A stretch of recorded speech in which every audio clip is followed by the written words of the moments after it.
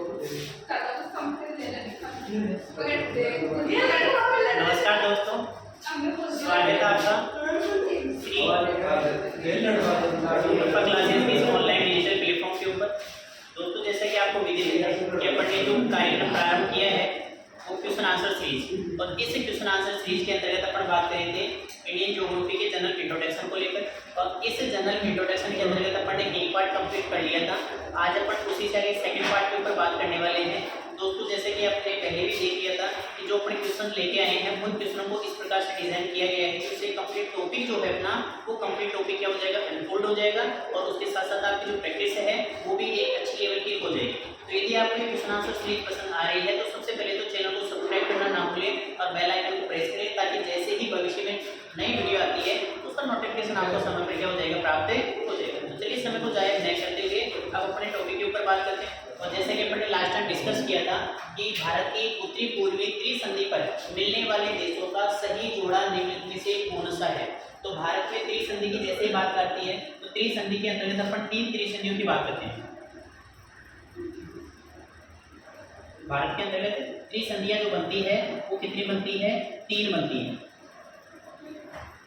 और 3 के अपन जैसे ही बात करेंगे तो उसमें एक त्रिसंधि जो बन रही थी उस पर तो अपन बात किए थे कि भाई वो तो कहाँ पर बनती है, मिनटेक दर्रा।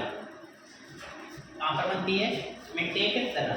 और मिनटेक दर्रा जो है ये कहाँ पर पड़ रहा था, काराकोरम श्रेणी के अंतर्गत। और यहाँ पर कौन कौन लगते हैं, इधर तो कौन आ जाता है, अफगानिस्तान, इधर कौन लगता है, चीन, और इधर कौन लगता है, इंडिया। तो गेट ट्राइजेंशन तो यहाँ पर बन गया। गेट ट्राइजेंशन की अपन ने बात करी थी यहाँ पर, और यहाँ पर जो दर्रा था वो कौन सा था, लिपू लेक दर्रा। कौन सा था, लिपू लेक दर्रा। और लिपू लेक दर्रे के पास में जो ट्राइजेंशन बनता है, इधर तो कौन सा देश पड़ रहा था अपना, नेपाल।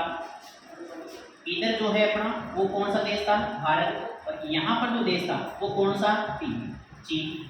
तो भारत, नेपाल और चीन की सीमा पर कौन सा बनता है, लिपू लेक दर्रा। तो यहाँ पर भी त्रिसंधि का निर्माण हो गया। और एक ट्राइजेंशन जो है ये यहाँ पर बन रहा था, यहाँ पर दर्रा कौन सा था, दीपू दर्रा। कौन सा था, दीपू दर्रा। और दीपू दर्रे के ट्राइजेंशन पर यहाँ पर तो अपने भारत का पड़ता है कौन, अरुणाचल प्रदेश। इधर कौन आ गया, म्यांमार, और इधर कौन लगता है, चीन। तो भारत, म्यांमार और चीन, भारत, नेपाल और चीन, और भारत, चीन और अफगानिस्तान। तो भारत में त्रिसंधि कितनी बनती है, 3। अब यहाँ पर अपन को ऑप्शन के अनुसार देख लें, भारत, चीन, भूटान। यहाँ पर कोई ट्राइजेंशन नहीं बन रहा। यहाँ पर भारत, तिब्बत, भूटान। भूटान जहाँ पर गए वहाँ पर कोई ट्राइजेंशन नहीं मिलेगा। यहाँ पर है भारत, चीन और म्यांमार। कौन सा है, भारत, चीन और म्यांमार। यहाँ पर भारत, तिब्बत और चीन। तो अपना राइट आंसर जो रहने वाला है वो कौन सा हो जाएगा, सेकंड ऑप्शन, भारत, चीन और म्यांमार।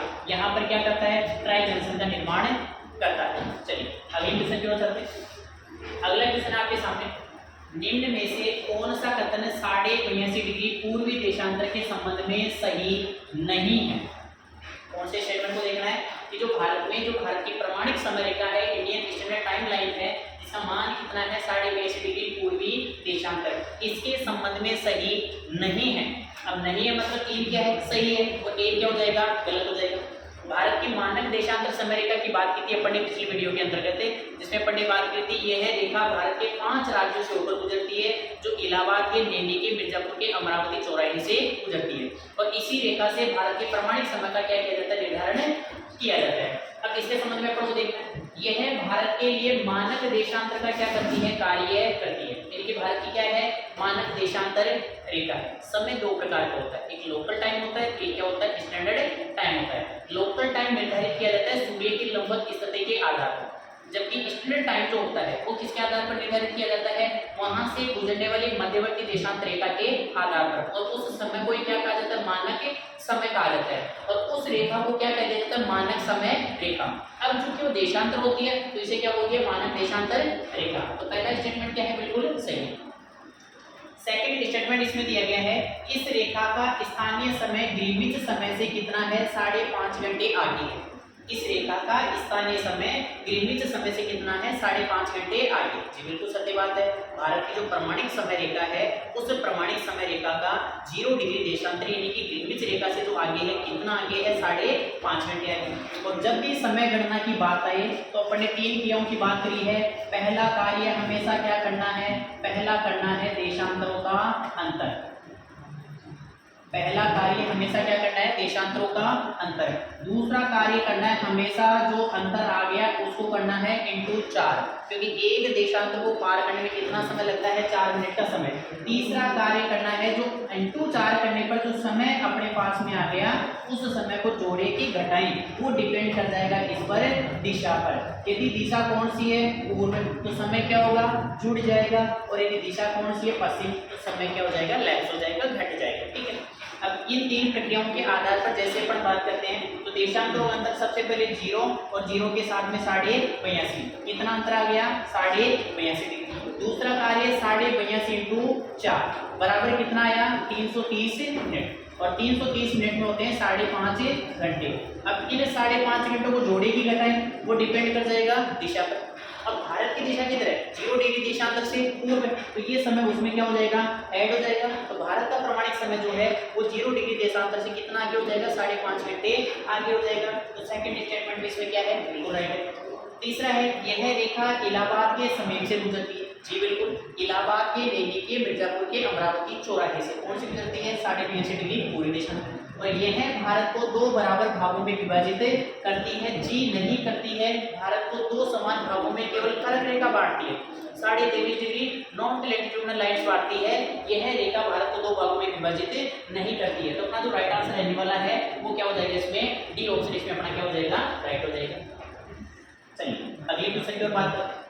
भारत के लिए निम्नलिखित कथनों में से कौन सा कथन असत्य है, यानी कि फिर अपन को कौन सा छांटना है, असत्य, गलत कथन की बात करनी है। इसमें पहला स्टेटमेंट दिया गया है, भारत विश्व का 7वां बड़ा देश है। जी बिल्कुल, भारत विश्व का कौन सा है, 7वां बड़ा देश है। पहले नंबर पे कौन आता है, रूस, रूस के बाद में कनाडा, कनाडा के बाद में चीन, चीन के बाद में यूएसए, यूएसए के बाद में आता है ब्राजील, ब्राजील के बाद में कौन आ जाता है, ऑस्ट्रेलिया, ब्राजील के बाद में कौन आ जाता है, ऑस्ट्रेलिया, और ऑस्ट्रेलिया के बाद में कौन आ जाता है, कौन सा स्थान आ गया, 7वां।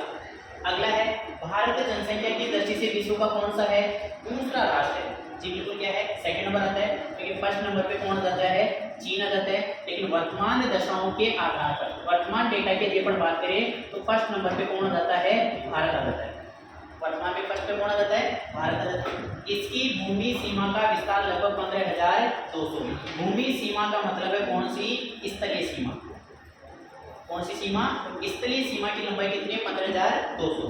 भारत की कुल सीमा रेखा की जो लंबाई मानी जाती है वो मानी जाती है 22,716.6 किलोमीटर। भारत की कुल सीमा रेखा की लंबाई कितनी है, 22,716.6 किलोमीटर।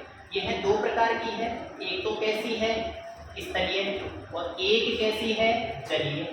स्थलीय सीमा की लंबाई कितनी है, 15,200 किलोमीटर, और जलीय सीमा की कितनी है, 7516.6 किलोमीटर। तो स्थलीय सीमा की लंबाई कितनी हो गई, 15,200 हो गई। कितनी हो गई, 15,200। जो सबसे ज्यादा कौन सा लगाता है, बांग्लादेश, सबसे ज्यादा कौन लगाता है, बांग्लादेश।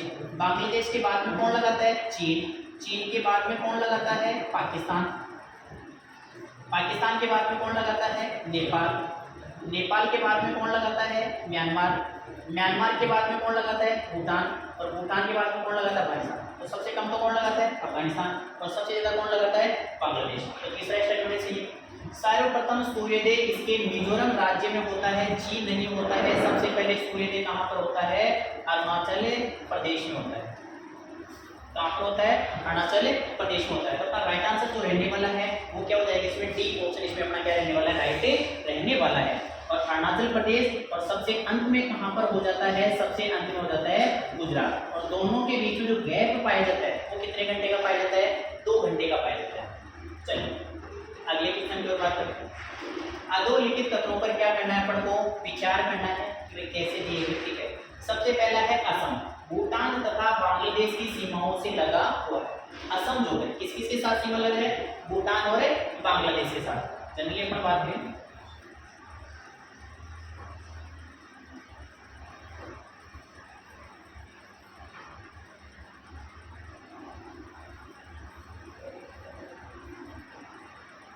सबसे पहले अपन बात करें, ये वाला जो भाग है ये कौन सा है, असम। अब यहाँ से असम एक तो किसके साथ लगा हुआ है, बांग्लादेश, और एक यहाँ पर लगा हुआ है किसके साथ, भूटान के साथ। दोनों देशों के साथ क्या करता है, सीमा का निर्धारण करता है। बांग्लादेश के साथ तो 2 बार सीमा लगाने वाला कौन है? असम है। और एक किसके साथ टच होता है? भूटान के साथ। पहला स्टेटमेंट अपना क्या है? बिल्कुल सही है। दूसरा स्टेटमेंट है पश्चिमी बंगाल भूटान तथा नेपाल की सीमाओं से क्या है? लगा हुआ है, यानी कि सटा हुआ है।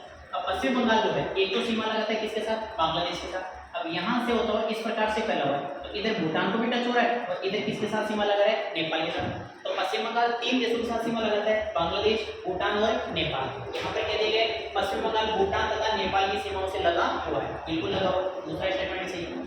तीसरा स्टेटमेंट दिया गया है मिजोरम बांग्लादेश तथा म्यांमार की सीमाओं से लगा हुआ है। यहाँ पर राज्य पड़ता है कौन सा? मिजोरम। तो इधर तो पड़ गया कौन? बांग्लादेश, और इधर पड़ता है कौन? म्यांमार। तो म्यांमार से भी सीमा लगा है और किससे लगा है? बांग्लादेश से भी लगा है। तो तीसरा स्टेटमेंट भी अपना क्या हो गया? सही हो गया। तो 1 2 है, तीनों अपने क्या है? सही है। तो फर्स्ट ऑप्शन अपना क्या हो गया? इसमें राइट आंसर हो गया। चलिए अगले क्वेश्चन की ओर चलते। अगला क्वेश्चन, निम्न में से कौन सा भारत का राज्य कर्क रेखा के उत्तर में स्थित है? निम्न में से कौन सा राज्य भारत का कर्क रेखा के उत्तर में स्थित है? जैसे अपन कर्क रेखा की बात करते हैं, जो भारत के 8 राज्यों से गुजर रही है, जो भारत को 2 समान भागों में क्या कर देती है? विभाजित कर देती है।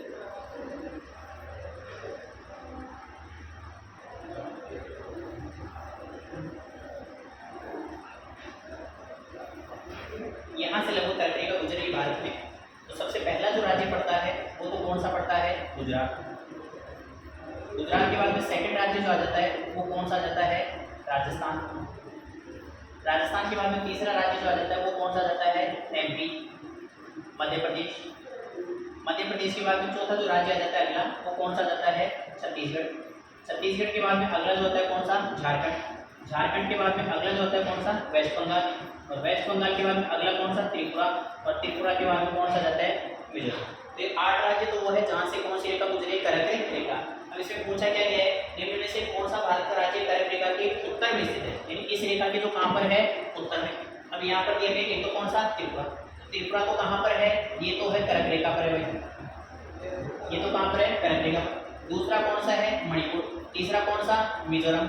यहाँ से भी कौन सी रेखा गुजरी है? कर्क रेखा। और तीसरा कौन सा? झारखंड। और झारखंड भी कहाँ पर है? कर्क रेखा पर। और झारखंड की राजधानी जो है कौन सी? रांची। ये ठीक कहाँ पर है? कर्क रेखा पर अवस्थित है। तो बच गया कौन अपना? मणिपुर। लेकिन मणिपुर जो है ये यहाँ पर पड़ता है। मणिपुर कर्क रेखा के कहाँ पड़ता है? उत्तर में पड़ता है। तो अपना राइट आंसर क्या हो जाएगा? Second option. मणिपुर जो है इस रेखा के कहाँ पर है? उत्तर में अवस्थित है। चलिए अगले क्वेश्चन की ओर। भारत तथा पाकिस्तान के मध्य सीमा रेखा किसका उदाहरण है? भारत और पाकिस्तान के मध्य जो सीमा रेखा है वो किसका उदाहरण है? ठीक है। अब यहाँ पर ऑप्शन देंगे, एक तो कौन सा? अध्यारोपी सीमा, एक कौन सी? पूर्ववर्ती सीमा, एक कौन सी? अवशिष्ट सीमा, और एक कौन सी? परवर्ती सीमा। अवशिष्ट सीमा भी नहीं होती, परवर्ती सीमा भी नहीं होती। पूर्ववर्ती सीमा से अपन बोलते हैं जो प्राचीन काल से निर्धारित कर दी जाती है, और जो पहले से निर्धारित है उसी को अपन क्या बोलते थे? पूर्ववर्ती सीमा। लेकिन यहाँ पर जो अपने लिए अलग शब्द है वो कौन सा है? अध्यारोपित सीमा। क्योंकि भारत और पाकिस्तान के मध्य की जो सीमा है वो कौन सी मानी जाती है? अध्यारोपित सीमा। जब भी 2 देशों के मध्य निर्धारित होने वाली सीमा रेखा को यदि एक देश या एक राज्य मानने से क्या कर दे? मना कर दे, और फिर भी यदि उस सीमा रेखा का निर्धारण होता है तो वह सीमा रेखा किस वर्ग में आती है? अध्यारोपित सीमा, जिसे अपन बोल सकते हैं जबरदस्ती निर्धारित की गई सीमा रेखा। किस प्रकार का उदाहरण मानी जाती है? अध्यारोपित सीमा का उदाहरण मानी जाती है। इसका नाम क्या है? रेडक्लिफ रेखा। कौन सी रेखा मानी जाती है? रेडक्लिफ रेखा। तो रेडक्लिफ रेखा जो है किसका उदाहरण है? अध्यारोपित सीमा। यदि आपसे पूछ ले कौन सी? मैकमोहन रेखा। कौन सी है? मैकमोहन रेखा, जो किस किस के बीच में है? भारत प्लस चीन, वो भी किसका उदाहरण हो जाएगी? अध्यारोपित। यदि आपसे पूछ ले कौन सी? शून्य रेखा। शून्य रेखा किस किस के बीच में है? भारत प्लस बांग्लादेश, ये भी किसका उदाहरण है? अध्यारोपित। इसी प्रकार हो जाएगी कौन सी? ड्यूरेंट रेखा। और ड्यूरेंट रेखा जो है ये किसके बीच में है? ये है भारत प्लस अफगानिस्तान। तो दो देशों के मध्य जो सीमा रेखा जिसे अपन बोलते हैं कौन सी? राजनीतिक सीमाएं। तो अधिकांश जो राजनीतिक सीमाएं होती है वो राजनीतिक सीमाएं किसका उदाहरण मानी जाती है? वो मानी जाती है अध्यारोपित सीमाओं। किसका उदाहरण मानी जाती है? अध्यारोपित सीमा का क्या मानी जाती है? उदाहरण मानी जाती है। राइट आंसर क्या हो गया अपना? ये ऑप्शन। चलिए अगले क्वेश्चन पे बात करते हैं। अगला क्वेश्चन है भारत का अपने पड़ोसी देशों के मध्य अंतर्राष्ट्रीय सीमा के विस्तार का आरोही क्रम है। भारत का अपने पड़ोसी देशों के मध्य अंतर्राष्ट्रीय सीमा के विस्तार का क्रम है। कौन सा क्रम है? आरोही क्रम है। यानी अपन को किधर चलना है? कम से ज्यादा की ओर बढ़ते हुए क्रम की बात करनी है। जैसे अपन ने स्थलीय सीमा की बात करी, सर्वाधिक जो स्थलीय सीमा है वो कौन सा देश के साथ लगती है? बांग्लादेश। और कितनी लगती है? 4096 किलोमीटर। सेकंड नंबर पे जो लगती है वो किसके साथ में लगती है? चीन के साथ। और चीन के साथ कितनी लगती है? 3488 किलोमीटर। थर्ड नंबर पे जो लगती है वो किसके साथ लगती है? पाकिस्तान। और पाकिस्तान के साथ जो लगती है वो 3323 किलोमीटर। फोर्थ नंबर पे जो लगती है वो किसके साथ? नेपाल। और नेपाल के साथ ही लगती है 1751 किलोमीटर। फिफ्थ नंबर पे जो लगती है वो किसके साथ? म्यांमार के साथ। और म्यांमार के साथ कितनी लगती है? 1643 किलोमीटर। कितनी लगती है? 1643 किलोमीटर। उसके बाद में जो लगती है किसके साथ? भूटान। और भूटान के साथ कितनी लगती है? 699 किलोमीटर। और सबसे कम कौन लगाता है? अफगानिस्तान। कितनी लगाता है? 106। सबसे कम तो कौन है? अफगानिस्तान। सर्वाधिक कौन लगा रहा है? बांग्लादेश। अब यहाँ पर क्या आधार पर देखें तो सबसे ज्यादा तो किसके साथ लग रही है? बांग्लादेश। अब बांग्लादेश तो क्या है? कौन से नंबर पे आ गया? पहले नंबर। बांग्लादेश के बाद में कौन आएगा? सेकंड नंबर पे चीन। यहाँ पर भी चीन और यहाँ पर भी चीन। थर्ड नंबर पे जो आएगा वो कौन आएगा? पाकिस्तान। और फोर्थ पे कौन आएगा? नेपाल। तो सेकंड ऑप्शन जो अपना है वो इसमें क्या हो जाएगा? राइट हो जाएगा। तो आरोही क्रम में सबसे पहले कौन आएगा? नेपाल। उसके बाद पाकिस्तान। उसके बाद चीन। और सबसे ज्यादा कौन आ गया? बांग्लादेश। तो सेकंड ऑप्शन इसमें अपना क्या हो गया? राइट हो गया। चलिए अगले क्वेश्चन की बात करते हैं। अगला क्वेश्चन है भारत के संदर्भ में निम्नलिखित कथनों में से कौन से सही? यानी कि अपन को सही कथनों का क्या करना है? चुनाव करना है। पहला ऑप्शन इसमें दिया गया है भारत विश्व का छठा सबसे बड़ा देश है। जी नहीं। भारत विश्व का कौन से नंबर का देश है? 7वें नंबर का। रूस, कनाडा, चीन, यूएसए, ब्राजील, ऑस्ट्रेलिया और भारत कौन सा स्थान आता है? 7वां। तो पहला स्टेटमेंट इसमें क्या हो गया? गलत हो गया। सेकंड स्टेटमेंट है संसार का लगभग 2.4% क्षेत्र भारत के अंतर्गत आता है। जी बिल्कुल। विश्व के कुल क्षेत्रफल का भारत कितना? 2.40 बोल रहे हैं। 2.4% भाग अपने पास से रखता है। तो सेकंड स्टेटमेंट क्या है इसमें? सही है। तीसरा स्टेटमेंट दिया गया है कर्क रेखा देश के बीच से गुजरती है जो अक्षांशीय विस्तार को दो बराबर भागों में क्या करती है? विभाजित करती है। जी बिल्कुल। भारत के अक्षांशीय विस्तार के अंतर्गत मध्यवर्ती भाग से गुजरने वाली जो अक्षांशीय रेखा है वो कौन सी? 23.5 डिग्री नॉर्थ लैटिट्यूड जिसे अपन बोलते हैं कर्क रेखा, जो भारत को दो समान भागों में क्या करती है? विभाजित करती है। तो तीसरा स्टेटमेंट इसे क्या है? सही है। और चौथा है भारत पूरी तरह से उष्ण कटिबंध के अंतर्गत आता है। सबसे पहले अपन जनरली बात करें अक्षांश रेखाओं के आधार पर ग्लोब को कहते हैं 3 कटिबंधों में बांटा जाता है। एक होता है कौन सा? 0 से लेके 23.5 डिग्री नॉर्थ साउथ, एक 23.5 से 66.5 नॉर्थ साउथ और एक 66.5 से 90 नॉर्थ साउथ। पहला जो कटिबंध आ गया उसे तो क्या कहा जाता है? उष्ण। सेकंड वाला जो आता है उसे क्या कहा जाता है? शीतोष्ण। और तीसरे वाला क्या कहलाता है? शीतोष्ण। मतलब 0 से 23.5 के बीच वाला तो क्या कहलाता है? उष्ण कटिबंध। 23.5 से 66.5 वाला जो है वो क्या कहलाता है? शीतोष्ण कटिबंध। और 66.5 से 90 वाला जो है वो क्या कहलाता है? शीत कटिबंध के नाम से जाना जाता है। अब भारत का जो अक्षांशीय विस्तार है वो 8 डिग्री 4 मिनट से 37 डिग्री 6 मिनट इनकी इन अक्षांशों के मध्य अवस्थित है। इनकी पता क्या चला? भारत का आधा भाग तो किसमें? उष्ण कटिबंध। और आधा भाग किसमें आएगा? शीतोष्ण कटिबंध। जबकि यहाँ पर क्या देखा है? भारत पूरी तरह से कौन से कटिबंध में आता है? उष्ण कटिबंध। जी नहीं। भारत कौन से में आता है? उष्ण प्लस शीतोष्ण दोनों में आता है। भारत उष्ण प्लस शीतोष्ण जिसे अपन सम्मिलित रूप से बोलते हैं क्या? उपोष्ण कटिबंध। कौन सा बोलते हैं? उपोष्ण कटिबंध के तहत। जबकि यहाँ क्या दे रखा है कि पूरी तरह किसमें आता है? उष्ण कटिबंधीय क्षेत्र में। फोर्थ ऑप्शन इसमें क्या हो जाएगा? रॉन्ग हो जाएगा। तो अपने सही कौन से बचे? सेकंड और थर्ड। तो सेकंड और थर्ड जहां पर है कौन से ऑप्शन में है? डी ऑप्शन में है। तो ये अपना इसका क्या हो जाएगा? राइट आंसर हो जाएगा। तो दोस्तों ये थे अपने भारत के जनरल इंट्रोडक्शन या सामान्य परिचय से संबंधित 20 अति महत्वपूर्ण क्वेश्चन जिसके आधार पर अपने पूरे टॉपिक को क्या किया है? कवर करने का प्रयास किया है। आई थिंक मेरे हिसाब से क्लास आपको पसंद आई होगी। मेरी क्लास आपको पसंद आई हो इसको ज़्यादा से ज़्यादा मात्रा में संख्या में क्या करना है? शेयर करना है, लाइक चैनल को क्या करना है? सब्सक्राइब करना है, बेल आइकन को प्रेस करना है ताकि रोजाना आने वाली वीडियो की नोटिफिकेशन आपको समय पर क्या हो सके? प्राप्त हो सके। तो दोस्तों इसी प्रकार जीवन में हंसते रहिए, मुस्कुराते रहिए, जीवन में खूब मेहनत करें, खूब अध्ययन करें और अपने लगातार कर्म पथ पर आगे की ओर बढ़ते चले जाए क्योंकि दोस्तों इस सृष्टि में मेहनत का कोई पर्याय उपलब्ध नहीं है।